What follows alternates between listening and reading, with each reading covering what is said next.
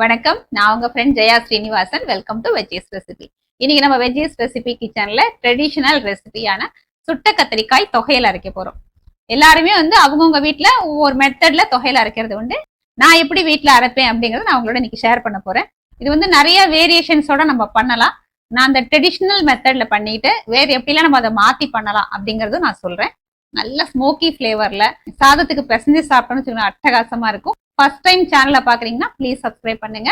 Bell ஐக்கானை click பண்ணி all option கொடுத்துட்டீங்கன்னா நான் போடக்கூடிய எல்லா வீடியோஸும் குவிக்கா உங்களுக்கு ரீச் ஆகும். வாங்க இந்த சுட்ட கத்திரிக்காய் தொகையல் ஈஸியா அப்படி அரைக்கிறதுன்னு பார்க்கலாம். இந்த சுட்ட கத்திரிக்காய் தொகையலுக்கு கத்திரிக்காய் முடிஞ்ச வரைக்கும் கொஞ்சம் நல்ல பெரிய சைஸ் கத்திரிக்காயா எடுத்துக்கணும். இது கூட எனக்கு அவ்வளவு பெருசா கிடைக்கல, சின்னதான் எடுத்திருக்கேன். நல்லா அப்படி பெருசா இருந்துன்னு வச்சுக்கோங்களேன், சுடுறதுக்கு நமக்கு ரொம்ப ஈஸியா இருக்கும். மற்றபடி தேவையான எல்லா பொருளும் எடுத்து வச்சிருக்கேன். வாங்க ஸ்டார்ட் பண்ணிடலாம். கத்திரிக்காய் நல்லா வாஷ் பண்ணி தொடச்சி வச்சிருக்கேன். நம்ம கொஞ்சம் எண்ணெய் எடுத்துக்கிட்டு எண்ணெய் இந்த கத்திரிக்காய் மேலே இந்த மாதிரி அப்ளை பண்ணிக்கலாம். சுடும்போது கொஞ்சம் உங்களுக்கு அந்த ஃப்ளேவரும் நல்லா இருக்கும். ஈஸியாக சுட்டு உள்ளெல்லாம் நல்லா வெந்துடும்.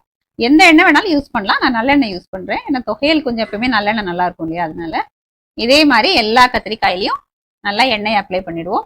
மாதிரி ஷார்ப்பான கம்பி, நம்ம பனியார் எடுக்கிற கம்பி இருக்கும் இல்லையா, அது இல்லைன்னா கத்தி ஏதாவது வச்சுட்டு லேசா அப்படி கொஞ்சம் இப்படி ஹோல் போட்டோம்னு வச்சுக்கோங்களேன், உள்ள வரைக்கும் அந்த ஹீட் போய் நல்லா உள் பக்கமும் நல்லா வெந்துடும். நான் இன்னைக்கு ட்ரெடிஷ்னல் மெத்தட்ல வெங்காயம் பூண்டு எதுவுமே இதுல சேர்க்காம நான் தொகையில அரைக்க போறேன். சில பேருக்கு அந்த பூண்டு சேர்க்கறது வெங்காயம் சேர்க்கறது பிடிக்கும்.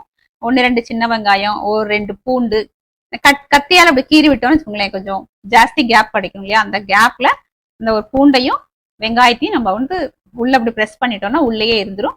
அதுக்கப்புறம் சுட்டோம்னா அந்த டேஸ்ட் நல்லா இருக்கும். வாங்க கத்திரிக்காய் கேஸ்ல நம்ம சுட்டு எடுத்துக்கலாம். இந்த கத்திரிக்காய் சுடுறதுக்கு இந்த மாதிரி நம்ம அப்பளம் சுடுறதுக்கெல்லாம் வச்சிருப்போம் இல்லையா, இந்த மாதிரி இருந்தா இதுல வச்சு நம்ம சுட்டுக்கலாம். அப்படி இது இல்லை அப்படின்னா இந்த மாதிரி நம்ம பனியாரம் எல்லாம் எடுக்கிறதுக்கு இந்த கம்பி இருக்கும் இல்லையா, இந்த கம்பியில கூட இந்த கத்திரிக்காய் அப்படி நல்லா குத்தி விட்டு அப்படியே நம்ம சுடலாம். நம்ம கத்திரிக்காயை சுட்டுக்கலாம்.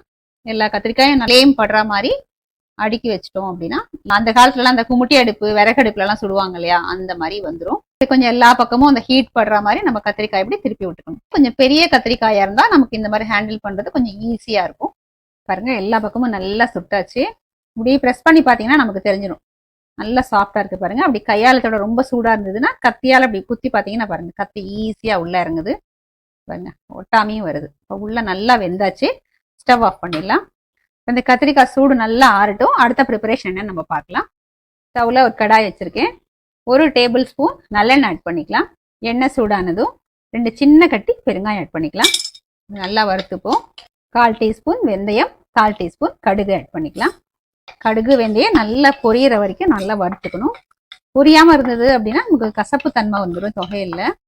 கடுகு வெந்தயம் பொரிஞ்சதும் 1 டேபிள் ஸ்பூன் உளுத்தம்பருப்பு, 1 டேபிள் ஸ்பூன் துவரம்பருப்பு, 1 டேபிள் ஸ்பூன் கடலைப்பருப்பு, 1 டேபிள் ஸ்பூன் பைத்தம்பருப்பு. இந்த எல்லா பருப்புமே நல்லா செவந்து வர வரைக்கும் நம்ம நல்லா வறுத்துக்கணும். தொகையல்ல இந்த பருப்பு இப்படி 1-2 அரைச்சி நம்ம சாப்பிடும்போது இந்த நரன்னு இருக்கும் பாருங்களேன், இதை சாப்பிட்றதுக்கு ரொம்பவே நல்லா இருக்கும். பருப்பு அதிகமா பிடிக்காது அப்படிங்கிறவங்க இதை கம்மி பண்ணி கூட போட்டுக்கலாம். இப்போ நான் எல்லாமே ஒவ்வொரு டேபிள் ஸ்பூன் போட்டிருக்கேன் இல்லையா, நீங்க 1/2 டேபிள் ஸ்பூன் கூட போட்டுக்கலாம். பருப்பு இந்த மாதிரி லேசா செவந்து வரும்போது 5-6 காஞ்ச மிளகாய் நான் ஆட் பண்றேன். நீங்க காரத்துக்கு தகுந்த மாதிரி கூட கம்மி பண்ணி கூட சேர்த்துக்கலாம். பருப்பு நல்லா செவந்தாச்சு பாருங்க. 1 டீஸ்பூன் ஜீரகம் ஆட் பண்ணிக்கலாம். ஸ்டவ் ஆஃப் பண்ணிட்டு இந்த சூட்லயே நம்ம ஜீரகத்தையும் வறுத்துப்போம். ஒருவேளை உங்களுக்கு தேங்காய் சேர்க்கறது பிடிக்கும் அப்படின்னா இந்த பருப்போடையே ஒரு 2 டேபிள் ஸ்பூன் அளவுக்கு ஃப்ரெஷ்ஷா திருவன தேங்காவை சேர்த்து அதுவும் வறுத்துக்கலாம். அதுவும் நல்லா இருக்கும். பாருங்க பருப்பு மிளகாய் ஜீரகம் எல்லாமே நல்லா வறுபட்டாச்சு. இப்போ சூடு ஆறட்டும், அதுக்கப்புறம் நம்ம பார்க்கலாம். நம்ம சுட்டு வச்சோம் இல்லையா கத்திரிக்காய் எல்லாமே நல்லா சூடு ஆறியாச்சு. இந்த மேல அந்த கருப்பா இருக்கு பாத்தீங்களா, அந்த தோல் இது எல்லாத்தையும் நம்ம ரிமூவ் பண்ணிடணும். இப்படி எடுத்தீங்கன்னா ஈஸியா வந்துடும். உள்ள இருக்கிற அந்த பல்ப் இருக்கு இல்லையா, அது நல்லா வெந்திருக்கும். அதை மட்டும் நம்ம தொகையலுக்கு யூஸ் பண்ணிக்கணும். இந்த மாதிரி ஃபுல்லா தோல் உரிச்சிட்டு இந்த காம்பு இருக்கு இல்லையா, இதை ரிமூவ் பண்ணிடணும். பாருங்க எவ்வளவு நல்லா சாஃப்டா வெந்திருக்கு. சில சமயம் கத்திரிக்காய் உள்ள பூச்சி இருக்கும், வெளியில பார்த்தா நமக்கு தெரியாது. அதனால நம்ம இதை ஓபன் பண்ணி செக் பண்ணிக்கணும். பாருங்க கரெக்டா இருக்கு, பூச்சி கீச்சி எதுவும் இல்லை, நல்லா இருக்கு பாருங்க. இதை எடுத்துக்கணும். நம்ம இந்த கத்திரிக்காய் உரிக்கிறோம் இல்லையா, உரிச்சிட்டு அது கருப்பா இருக்கே கொஞ்சம் தோல் சரியா வரலையே அப்படின்னு நம்ம தண்ணியில வாஷ் பண்ணக்கூடாது. வாஷ் பண்ணிட்டோம்னா அந்த நம்ம சுட்டிருக்கோம் பாருங்க, அதுக்கான ஒரு ஃபிளேவர் இருக்கும் இல்லையா, அதான் ஸ்மோக்கி ஃபிளேவர் சொல்லுவோம் இல்லையா, அந்த ஃப்ளேவர் வந்து போயிடும். அப்புறம் வந்து தொகையல் அந்த டேஸ்ட், அந்த ஒரிஜினல் டேஸ்ட் நமக்கு இருக்காது. கொஞ்சம் கொஞ்சம் இந்த கருப்பா தோல் எடுக்க வராம அப்படியே இருந்தா கூட அதனால ஒன்றும் பரவாயில்ல, அப்படியே நம்ம அரைச்சிக்கலாம், அதுவும் நல்லா தான் இருக்கும். எல்லா கத்திரிக்காயிலையும் தோல்லாம் உரிச்சிட்டு நான் உங்களுக்கு காமிக்கிறேன். கத்திரிக்காயில ஃபுல்லா அந்த தோல் ஃபுல்லா எடுத்தாச்சு. எல்லாமே கத்திரிக்காய் நீட்டா செக் பண்ணியாச்சு. நம்ம வறுத்து வச்ச பருப்பு எல்லாம் வந்து நல்லா சூடு ஆறியாச்சு. இதை நான் மிக்சி ஜார்ல எடுத்துட்டு இருக்கேன். இந்த தொகையலுக்கு தேவையான அளவு உப்பு ஆட் பண்ணிக்கலாம். 1/4 டீஸ்பூன் மஞ்சத்தூள் ஆட் பண்ணிக்கலாம். தொகையலோட நிறம் வந்து ரொம்ப நல்லா இருக்கும். சின்ன பீஸ் புளி கொஞ்சம் வாஷ் பண்ணிட்டு தண்ணியில ஊற வச்சு வச்சிருந்தேன், இதுவும் இதில் ஆட் பண்ணிடுவோம். இது எல்லாத்தையும் கோர்ஸா அரைச்சி எடுத்துக்கலாம். பாருங்க, நல்லா வந்து இப்படி நரன்னு அரைச்சாச்சு. இப்படி இருந்தால் தான் தொகையல் வந்து நல்லா டேஸ்டா இருக்கும். நமக்கு பிசைஞ்சு சாப்பிடும்போது குழன்னு இருந்தா அவ்வளோ நல்லா இருக்காது. இப்போ நம்ம கிளீன் பண்ணி வச்சிருக்கோம் இல்லையா கத்திரிக்காய், இதை ஆட் பண்ணிடலாம். கத்திரிக்காயை சேர்த்த பிறகு விப்பர் மோட்ல இப்படி விட்டு விட்டு அரைக்கணும். ரொம்ப வந்து கத்திரிக்காய் பேஸ்ட் ஆயிடக்கூடாது. தேவைப்பட்டா நம்ம தண்ணி கூட ஆட் பண்ணிக்கலாம். நான் அரைச்சிட்டு வந்துட்டு உங்களுக்கு காமிக்கிறேன். தொகையல் பாருங்க அரைச்சி எடுத்தாச்சு. தண்ணி எதுவும் நான் ஆட் பண்ணலை, அப்படியே தான் அரைச்சிருக்கேன். இந்த மாதிரி இருந்ததுன்னா சாதத்துக்கு பிசைஞ்சு சாப்பிட ரொம்ப சூப்பரா இருக்கும். தொகையலுக்கு வந்து நம்ம தாளிக்க வேண்டிய அவசியம் கிடையாது, இப்படியே சர்வ் பண்ண வேண்டியதுதான். இது நம்ம சர்விங் பவுலுக்கு மாத்திக்கலாம். டேஸ்டியான சுட்ட கத்திரிக்காய் தொகையல் சர்விங்க்கு ரெடி. கத்திரிக்காய் தொகையல் சாதத்துல பிசைஞ்சு சாப்பிட்டாலும் நல்லா இருக்கும். ரசம் சாதத்துக்கு, தயிர் சாதத்துக்கு தொட்டு சாப்பிட்டாலும் சூப்பரா இருக்கும். இன்னைக்கு நம்ம சாதத்துல பிசைஞ்சு சாப்பிட்டு டேஸ்ட் பண்ணி பார்க்கலாம். தொகையலுக்கு எப்பவுமே நெய்யோட நல்லெண்ணெய் வந்து அருமையா இருக்கும். தேவையான அளவு தொகையல் எடுத்துக்கலாம். குறைன்னு இருக்கிறதுக்கு பிசையறதுக்கு நல்லா இருக்கு, நல்ல வாசனையா இருக்கு. வாங்க தொகையல் சாதம் டேஸ்ட் பண்ணி பார்த்துக்கலாம்.